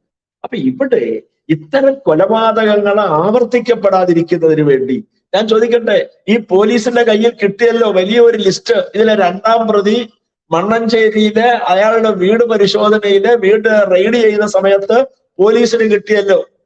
ആ ലിസ്റ്റിൽപ്പെട്ട ആ വ്യക്തികളെയെങ്കിലും അവരെ വിളിച്ച് നിങ്ങൾ ശ്രദ്ധിക്കണം, സൂക്ഷിക്കണം, ഇങ്ങനെ ഒരു ലിസ്റ്റ് പോലീസിന് കിട്ടി. എന്ത് പ്രിക്വേഷൻ ആണ് ഈ കേരള പോലീസ് ആ വിഷയത്തിൽ എടുത്തിട്ടുള്ളത്? ശരിയാണ്, ഈ കേസ് നടന്നു. ഞാൻ അതാണ് അടിവരയിട്ട് പറയുന്നു, ഈ കേസ് ആ സ്പെഷ്യൽ പ്രോസിക്യൂട്ടറുടെയും പ്രോസിക്യൂഷൻ ടീമിന്റെയും വിജയമാണ്. പ്രോസിക്യൂഷൻ ടീമിന്റെയും വിജയമാണ്. പോലീസ് അവരാവശ്യപ്പെടുന്ന തെളിവുകൾ കൊടുക്കാൻ നിർബന്ധിതമായി തീർന്നു. കാരണം ഇല്ല എങ്കിൽ അവർ പണി വാങ്ങിച്ച് കെട്ടുമെന്ന് അന്വേഷണ ഉദ്യോഗസ്ഥനായ ഡിവൈഎസ്പിക്ക് ഉത്തമ ബോധ്യമുണ്ടായിരുന്നു. പിന്നെ അദ്ദേഹത്തിന്റെ നീതിന്യായ ബോധത്തോടെയുള്ള ഒരു പ്രവർത്തനം അതിനെ ചെറുതായിട്ട് കാണുകയല്ല ചെയ്യുന്നത്. പക്ഷേ പ്രോസിക്യൂഷൻ ദുർബലമായിരുന്നു എങ്കിൽ അവരും അതനുസരിച്ച് ദുർബലമാകുമായിരുന്നു എന്ന് മുൻകാല അനുഭവങ്ങളിൽ നിന്നും വളരെ വളരെ വ്യക്തമാക്കുവാൻ ഈ അവസരം ഉപയോഗിക്കുകയാണ്. അപ്പൊ ഈ ഒരു സാഹചര്യത്തിൽ ഇവിടെ ഞാൻ പറഞ്ഞത് അതുകൊണ്ടാണ് ഈ ബാക്കിയുള്ള ഓരോ ജില്ലയിലെയും ഇതേപോലെ ലിസ്റ്റ് എടുത്തിട്ടുണ്ട്. ആരെയൊക്കെ തട്ടണം, ആരെയൊക്കെ എങ്ങനെയൊക്കെ കൊല ചെയ്യണം എന്നതിനെ സംബന്ധിച്ച് വ്യക്തമായ അഡ്വാൻസ് പ്ലാനിങ്ങോടുകൂടി കൊലപാതകം മാത്രം, അവർക്ക് വേറൊരു പരിപാടിയില്ല. കൊലപാതകവും ഇത് പൂർണ്ണമായും ഇവർ ചെയ്യുന്നത് രാജ്യദ്രോഹപരമായ നടപടികളാണ്. എന്ത് സാഹചര്യമാണുള്ളത്, എന്ത് സാഹചര്യമാണ്. നന്ദുവിനെ വകവരുത്തുമ്പോ ആ നന്ദു എന്ത് അപരാധം ചെയ്തു? നാഗൻകുളങ്ങരയിലെ നന്ദു എന്ത് അപരാധം ചെയ്തിരുന്നു?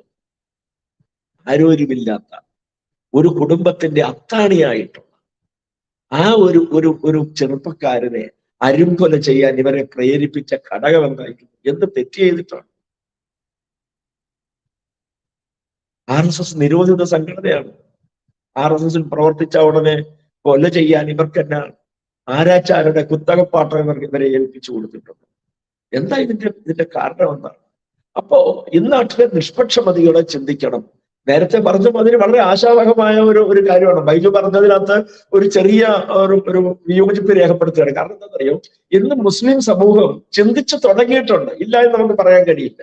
ഇപ്പൊ രാമസിംഹന്റിയെ പോലെയുള്ള ആളുകളുടെ ഈ ധീരോദാത്തമായ നടപടിയുണ്ടല്ലോ, ഇത് നിരവധി ആളുകളെ ചിന്തിക്കാനുള്ള ഒരു പ്രേരണാദായകമായ ഒരു സംഗതിയാണ്. ജാമിദ ടീച്ചറിനെ പോലെ, നസ്രത്ത് പോലെയുള്ള ആളുകൾ, ഇവരൊക്കെ തന്നെ ഈ രംഗത്ത് വരാൻ നമുക്കൊരു 10 വർഷം മുമ്പ് അല്ലെ ഒരു 15 വർഷം മുമ്പ് ഇങ്ങനെ ഒരു സാഹചര്യം സ്വപ്നം കാണാൻ കഴിയുമായിരുന്നില്ല. ഇസ്ലാമിക സമൂഹം അവരെ വെച്ചേക്കുമായിരുന്നില്ല, ഭൂമിക്ക് മേളിൽ അവരുടെ തല കാണുമായിരുന്നില്ല. ഇന്ന് അതിൽ നിന്നൊക്കെ മാറി ഒരു സാഹചര്യം വന്നിട്ടുണ്ട്. പക്ഷെ പലരും എന്താണ്, ഒരു സാമൂഹിക ജീവിതത്തിലെ ഈ പള്ളി മതവുമായി ബന്ധപ്പെട്ട് കിടക്കുന്ന ഒരു സാഹചര്യം കൊണ്ട് പലരും ഇത് വിട്ടൊഴിഞ്ഞു പോരാനായിട്ട് അവർക്ക് പല ബുദ്ധിമുട്ട്, കുട്ടികളുടെ വിവാഹം അല്ലെങ്കിൽ മറ്റു കാര്യങ്ങളൊക്കെ ഉള്ള തടസ്സങ്ങൾ വരുന്നു. കുടുംബ ബന്ധങ്ങളോട് കാണിക്കുന്ന ഒരിത്, പിന്നെ ഇതിനെ അമിതമായിട്ടുള്ള ഈ ജനിക്കുമ്പം മുതലേ ഇങ്ങനെ പറഞ്ഞു പഠിപ്പിച്ച ചില വിശ്വാസ പ്രമാണങ്ങൾ, ഇതുകൊണ്ടൊക്കെ പെട്ടെന്ന് ഒരു പരിവർത്തനം ഉണ്ടായില്ല എങ്കിലും ഇത് വളരെ ശുഭസൂചകമാണ്. അതിന് യാതൊരു സംശയമില്ലാത്ത കാര്യമാണ്. വിദ്യാഭ്യാസമുള്ള ഇസ്ലാമിക സമൂഹം ഇന്ന് ചിന്തിച്ചു തുടങ്ങിയിട്ടുണ്ട്. പിന്നെ ഈ കാട്ടറബികളെ പോലെയുള്ള അവരുടെ സന്തത പരമ്പര ഇന്ന് പണി ചെയ്യാതെ ജീവിക്കണമെന്നുള്ളൊരു മേഖലയാണ് ഈ തീവ്രവാദം. ഇസ്ലാമിക തീവ്രവാദം ഒരു തൊഴിലും ചെയ്യണ്ട, അല്ലെ അവൻ അതുമായിട്ട് ബന്ധപ്പെട്ട പരിപാടികൾ ചെയ്യുക, ലാഭനഷ്ടം നോക്കണ്ട, അവന്റെ കൈകളിൽ ഇഷ്ടം പോലെ പണം വന്ന് എത്തുന്നുണ്ട്, അവൻ മേല് നോവാത്ത, അവൻ വിയർക്കാത്ത പണം അവന്റെ കയ്യിൽ വന്നു ചേരുന്നുണ്ട് എങ്കിൽ അതിനുവേണ്ടി അവൻ നിലകൊള്ളുന്നു. അങ്ങനെയുള്ള ആളുകളാണ് നമുക്ക് കാണാൻ സാധിച്ചത്. ഒരു ദിവസം കൊച്ചിയിൽ അർദ്ധരാത്രിക്ക് 12:30 മണിക്ക് 5857 പേര് ആയുധങ്ങളുമായിട്ട് പ്രകടനം നടത്തി. എന്തിനു വേണ്ടിയായിരുന്നു? CA ബില്ലിനെതിരായിട്ട്, സിറ്റിസൺഷിപ്പ് അമെന്റ്മെന്റ് ബില്ലിനെതിരായിട്ടുള്ള നടപടികളായിട്ട് മുമ്പോട്ട് വന്നത്. ഇനി കോമൺ സിവിൽ കോഡ് വരുമെന്നുള്ളതിന് യാതൊരു സംശയവും വേണ്ട, യാതൊരു സംശയവും വേണ്ട. കാരണം എന്താണെന്നറിയാമോ, ഈ ഭാരതത്തിലെ അഖില ഭാരതീയമായ ഇസ്ലാമിക തീവ്രവാദത്തിന്റെ ഹബ്ബായിട്ട് കേരളത്തെ മാറ്റിക്കഴിഞ്ഞിരിക്കുന്നു. കേരളം അവരുടെ ഹബ്ബായി. അവർക്ക് പരിശീലനം നടത്താൻ, പരീക്ഷണം നടത്താൻ, അതിനു വേണ്ട എല്ലാ ഒത്താശകളും സൗകര്യങ്ങളും ചെയ്തു കൊടുക്കുന്ന സാഹചര്യം ഈ മണ്ണിലാണുള്ളത്. ഈ മണ്ണില് ഇന്ന് അവരുടെ ആകെ കൂടി കണക്ക് തെറ്റിയത് എവിടെയാണെന്നറിയാമോ? ഹിന്ദുക്കളോടൊപ്പം തന്നെ അവരെന്ത് ചെയ്തു? ക്രൈസ്തവർക്കെതിരൂടെ പെട്ടെന്ന് തിരിഞ്ഞു. അത് സർവേശ്വരന്റെ നിയോഗമാണ്. ഇല്ല, കുറച്ചുകൂടെ കഴിഞ്ഞിട്ടായിരുന്നു എങ്കിൽ ക്രൈസ്തവ സമൂഹം പ്രതികരിക്കാതെ മാറി നിന്ന് ഹിന്ദുവിനെ ഉന്മൂലനം ചെയ്തതിന് ശേഷമായിരുന്നു ക്രൈസ്തവ സമൂഹത്തിന് നേരെ തിരിഞ്ഞിരുന്നെന്ന വരിയില് ഒന്നും ചെയ്യാൻ മേലാത്ത അവസ്ഥ. ഇന്ന് ക്രൈസ്തവ സമൂഹം തിരിച്ചറിഞ്ഞിരിക്കുന്നു. അവർക്ക് ഇന്ന് ഹൈന്ദവ സമൂഹത്തെ ഭയമില്ല. ഇന്ന് RSSനെ അവർ ഉമ്മാക്കിയായിട്ട് കാണുന്നില്ല. RSSന്റെ ആശയങ്ങളോട് ജസ്റ്റിസ് KT തോമസിനെ പോലെയുള്ള ആളുകൾ അവരതിനെ അംഗീകരിക്കാൻ തയ്യാറാവുന്നു. വിദ്യാഭ്യാസമുള്ള ആളുകള്, ബഹുമുഖ പ്രതിഭകളായ ആളുകള് അവരിതിനെയൊക്കെ അംഗീകരിക്കാൻ തയ്യാറാവുന്നു. ഒരാൾ മോദിജിയുടെ ആ വ്യക്തിപ്രഭാവം, അദ്ദേഹത്തിന്റെ ഭരണത്തിന്റെ സവിശേഷത, ഇത് മുസ്ലിം സമൂഹത്തിന്റെ വിശ്വാസം ആർജിക്കാൻ അവർക്ക് കഴിഞ്ഞിട്ടുണ്ട്, ആ ഭരണകൂടത്തിന് കഴിഞ്ഞിട്ടുണ്ട്, ക്രൈസ്തവ സമൂഹത്തിന്റെ വിശ്വാസം ആർജിക്കാൻ കഴിഞ്ഞിട്ടുണ്ട്. അതുകൊണ്ട് സമഗ്രമായ പരിവർത്തനം പൊതുവെ വരുന്നുണ്ട്. അതുകൊണ്ട് ഭയപ്പാടൊന്നും ഹിന്ദുക്കൾക്കോ ക്രൈസ്തവർക്കോ ആവശ്യമില്ല. മറിച്ച് ഇവിടുത്തെ കപട മതേതരത്വന്മാരായിട്ടുള്ള ഈ ഇവരെയാണ് നമ്മൾ കാണേണ്ടത്. അവിടെയാണ് ഈ ബിനോയ് വിശ്വത്തെ, ഒരു കമ്മ്യൂണിസ്റ്റുകാരനാണ് അയാള്. കമ്മ്യൂണിസ്റ്റുകാരൻ ഒരു സമൂഹത്തിന് വേണ്ടി പറയുന്നു, ശബരിമലയ്ക്ക് വേണ്ടി ഒരക്ഷരം ഉരിയാടിയിട്ടില്ല അയാള്. നാം ആലോചിക്കണം, ബിനോയ് വിശ്വം CPIയുടെ അതിനകത്തെ ഹിന്ദുക്കളായ സഖാക്കന്മാര്, കമ്മ്യൂണിസ്റ്റ് പാർട്ടി ഓഫ് ഇന്ത്യയിലെ CPIയുടെ നേതാക്കന്മാരും അണികളുമായിട്ടുള്ള ഹിന്ദുക്കൾ ചിന്തിക്കണം. മുസ്ലിമുകൾക്ക് വേണ്ടി വാദിക്കുന്നു, ഹിന്ദുക്കൾക്ക് വേണ്ടി ശബരിമലയ്ക്ക് പോകുന്ന അയ്യപ്പ ഭക്തന്മാരോട് കാട്ടുന്ന ഈ ക്രൂരതയ്ക്കെതിരെ, അവഗണനയ്ക്കെതിരെ, ആ തീർത്ഥാടനത്തെ അട്ടിമറിക്കുന്നതിനെതിരെ, അവരോട് ചെയ്യുന്ന ദ്രോഹങ്ങൾക്കെതിരെ, അവർക്ക് യാതൊരു സൗകര്യങ്ങളും ചെയ്തു കൊടുക്കാത്ത ഈ നിഷ്ഠൂരമായ നടപടിക്കെതിരെ പ്രതികരിക്കാൻ ഇദ്ദേഹം എവിടെയായിരുന്നു? CPIക്കാരൻ തന്നെയാണ്. ഞാൻ നേരത്തെ രാമസിംഹൻജി അത് വിശദീകരിച്ചുകൊണ്ട് ഞാൻ ആ ഭാഗത്തേക്ക് കടക്കുന്നില്ല. CPIയുടെ തൃശ്ശൂരിലെ MLA കാണിച്ച ഇതൊക്കെ തന്നെ. അയാൾക്കും എന്താ ചെയ്തത്? ശാസനയിൽ ഒതുക്കി, പരസ്യ ശാസനയിൽ ഒതുക്കി. പരസ്യമായിട്ട് അവനെ ശാസിച്ചു, രഹസ്യമായിട്ട് ഉമ്മ കൊടുത്ത്, ഇനി നീ ഇതൊക്കെ ഇങ്ങനെയൊക്കെ തന്നെ പറഞ്ഞു എങ്കിലേ നമുക്ക് മുസ്ലിങ്ങളെ നമ്മുടെ ഒപ്പം നിർത്താൻ പറ്റുള്ളൂ എന്ന് ഒരുപക്ഷെ പറഞ്ഞു കാണുമായിരിക്കാം. പക്ഷെ ഇത് ഹിന്ദു സഹാക്കന്മാരാണ് മനസ്സിലാക്കേണ്ടത്. ഈ നാട് എവിടേക്ക് പോകുന്നു എന്നതിനെ പറ്റി ചിന്തിക്കേണ്ടത്. അപ്പൊ ഇവിടെ നമുക്ക് കാണാൻ കഴിയുന്ന ഒരു സവിശേഷത, ഇനിയും വരാൻ പോകുന്നു നിരവധി കൊലക്കേസുകളുടെ. അതിലൊന്നാണ്, അതിപ്പോ NIA ഏറ്റെടുത്തത്. ഇതേപോലെ തന്നെ സംഘത്തിന്റെ പ്രചാരകായിരുന്ന ശ്രീനിവാസനെ നിരപരാധിയാണ്. ജീവിക്കാൻ വേണ്ടി ഈ പഴയ വാഹനങ്ങൾ എടുത്ത് വിൽക്കുന്ന ഒരു സ്ഥാപനം നടത്തുന്ന അയാൾ തന്റെ ജോലി ഭാരം കൊണ്ട് എന്ത് ചെയ്തു? സംഘത്തിന്റെ ചുമതലയിൽ, ഒരു പരിവാറിന്റെ ചുമതലയിൽ അതിന്റെ പരിപാടികളിലൊക്കെ പങ്കെടുക്കുന്നത് മാത്രമേ ഉള്ളൂ. പക്ഷെ അയാള് വളരെ തന്ത്രപരമായിട്ടാണ് സ്ഥാപനത്തിലേക്ക് വിളിച്ചു വരുത്തി കൊല ചെയ്ത്. ഇതെല്ലാം തന്നെ മനസാക്ഷി മരവിച്ച നരാധവന്മാരുടെ നടപടിയാണ് ഇവന്മാർ ഈ കൊലപാതകങ്ങൾ എല്ലാം അരങ്ങേറിയ സമയത്ത് ചെയ്തത്. അപ്പൊ ഇത് മൊത്തത്തിൽ നോക്കുമ്പോൾ ഈ ഇസ്ലാമിക തീവ്രവാദികൾ ചെയ്യുന്ന ഈ രാഷ്ട്രദ്രോഹപരമായിട്ടുള്ള, രാജ്യദ്രോഹപരമായിട്ടുള്ള നടപടികളാണ്. ഈ കേസുകളെല്ലാം തന്നെ NIA കോടതിയിലാണ് വിചാരണ ചെയ്യേണ്ടത്. NIA ആണ് ഇതിന്റെ അന്വേഷണം പൂർത്തിയാക്കേണ്ടത്. ഈ നടപടികളെല്ലാം തന്നെ നമ്മൾ കാണുന്ന സമയത്ത് ഏതായാലും സന്തോഷമുണ്ട്. ശ്രീനിവാസൻ വധക്കേസ് NIA ഏറ്റെടുത്ത് അതിന്റെ നടപടികളുമായിട്ട് മുമ്പോട്ട് പോയിരിക്കുകയാണ്. അപ്പൊ ഈ ഒരു സാഹചര്യത്തിൽ ഇന്നും ഗവൺമെന്റ് നിസ്സംഗതയോടെ നിരുത്തരവാദപരമായ മൗനം അവലംബിക്കുകയാണ്. മുസ്ലിമുകൾക്ക് വേണ്ടി മാത്രം നിലകൊള്ളുന്ന ഒരു സർക്കാരായി പിണറായി വിജയന്റെ സർക്കാർ അധപ്പതിച്ചിരിക്കുന്നു എന്ന് വേണം പറയുവാൻ. അവർക്ക് വേണ്ടി മാത്രം ഭരിക്കുന്ന ഒരു ഭരണകൂടം. ഹിന്ദുക്കൾ രണ്ടാംകിട പൗരന്മാരായി ഇവർ കണക്കാക്കുന്നു എന്ന് വേണം. അതുകൊണ്ടാണ് കേരള നിയമസഭയിലാണ് K. രാധാകൃഷ്ണൻ, അദ്ദേഹം ഇയാൾ എന്തിനാണ് ശബരിമല സന്നിധിയിൽ എത്തുന്നത്? ഇയാളെ ആരോ അവിടെ ക്ഷണിച്ചു, അവിടെ ഒന്ന് കൈകൂപ്പാൻ മനസ്സില്ലാത്തവൻ. അതുപോലെ തന്നെ അവിടെ വന്നിട്ട് തീർത്ഥം കയ്യിൽ കൊടുത്തപ്പോ അയാളൊന്ന് മനസ്സിലാക്കണം, അയക്കതിന് വിധിയില്ല. യഥോചിതം തയ്യാറാക്കിയ തീർത്ഥം അവന്റെ ശരീരത്തെ ശുദ്ധീകരിക്കുന്ന, അവന്റെ ശരീരത്തിലെ എല്ലാ രോഗങ്ങളെയും അകറ്റുന്നതിന് വേണ്ടിയിട്ട്, അവന്റെ എല്ലാ നാഡീഞരമ്പുകളിലും അടിഞ്ഞുകൂടിയിരിക്കുന്ന മാലിന്യങ്ങളെ ശുദ്ധീകരിക്കാൻ പവർഫുൾ ആയിട്ടുള്ള തീർത്ഥജലം, അത് സാനിറ്റൈസർ പോലെ കൈ കഴുകി തുടയ്ക്കാൻ വേണ്ടി ഉപയോഗിച്ചപ്പോ ഒരു ആചാരത്തോടെ, ഒരു അനുഷ്ഠാനത്തോടെ, ഒരു സംസ്കാരത്തോടെ കാട്ടിയ അവഹേളനപരമായ നടപടിയായിരുന്നു. ഒരു മന്ത്രി എന്നുള്ള നിലയിൽ അയാൾ മാപ്പ് പറയേണ്ടതാണ്, തൽസ്ഥാനം രാജിവെച്ച് അയാൾ പുറത്തു പോവേണ്ടതാണ്. അല്ലെങ്കിൽ കേരളത്തിന്റെ മുഖ്യമന്ത്രി അയാളെ മന്ത്രിസഭയിൽ നിന്ന് പുറത്താക്കണം. അല്ലെ യോഗ്യരായ മന്ത്രിമാർക്ക് ആ വകുപ്പ് ഈ രാധാകൃഷ്ണൻ മന്ത്രിയിൽ നിന്നും എടുത്ത് വേറെ ആരെങ്കിലും അയാൾ ഏൽപ്പിക്കണം. ഈ അവഹേളനം ഹിന്ദു സമൂഹം എക്കാലവും സഹിക്കും എന്ന് പിണറായി വിജയൻ കരുതൽ. അളമുട്ടിയാൽ ചേരയും കടിക്കും. അപ്പൊ ഒരു ഭാഗത്ത് ഹിന്ദുക്കളെ ഉന്മൂലനം ചെയ്യുന്നു. ഇവിടെ പിണറായി വിജയൻ എന്തെല്ലാം തന്ത്രങ്ങൾ ഉപയോഗിച്ചിട്ടും രഞ്ജിത്ത് ശ്രീനിവാസന്റെ കൊലപാതകികൾക്ക് വധശിക്ഷ തന്നെ വിധിച്ചു. ഇനി എന്നെ പൽക്കിവാല വന്ന് വാദിച്ചാലും ഇവർക്ക്, എനിക്ക് തോന്നുന്നില്ല, അല്ലെങ്കിൽ KK വേണുഗോപാൽ സാർ വാദിച്ചാലും ഇവർക്ക് ഈ ശിക്ഷ ഇളവ് കിട്ടും സുപ്രീം കോടതിയിൽ നിന്ന് ഒരു പ്രതീക്ഷയും വെക്കേണ്ട. കാരണം അത്രത്തോളം ശക്തമായ തെളിവുകൾ, അത്രത്തോളം ഗംഭീരമായ രീതിയിൽ കാര്യങ്ങൾ കോടതിയെ ബോധ്യപ്പെടുത്തിയിട്ടുണ്ട്. കോടതി അതിനകത്ത് മുഴുവൻ കാര്യങ്ങളും ആ ബഹുമാനിയായ ജഡ്ജി വളരെ ഭംഗിയായിട്ട് തന്നെ തന്റെ കൃത്യനിർവഹണം നിറവേറ്റിയിട്ടുണ്ട്. അതുകൊണ്ട് ബഹുമാന്യരായ കേരള ഹൈക്കോടതി ആയാലും ഉന്നത നീതിപീഠമായ സുപ്രീം കോടതി ആയാലും ഒരു പണമടയ്ക്ക് ഈ ശിക്ഷ വർദ്ധിപ്പിക്കാനേ സാഹചര്യമുള്ളൂ എന്ന ഒരു വിശ്വാസമാണ് പൊതു ഹിന്ദു സമൂഹത്തിന് അല്ലെങ്കിൽ പൊതുവെ കേരളീയ സമൂഹം വിലയിരുത്തുന്നത് എന്നാണ് മനസ്സിലാക്കാൻ സാധിക്കുന്നത്.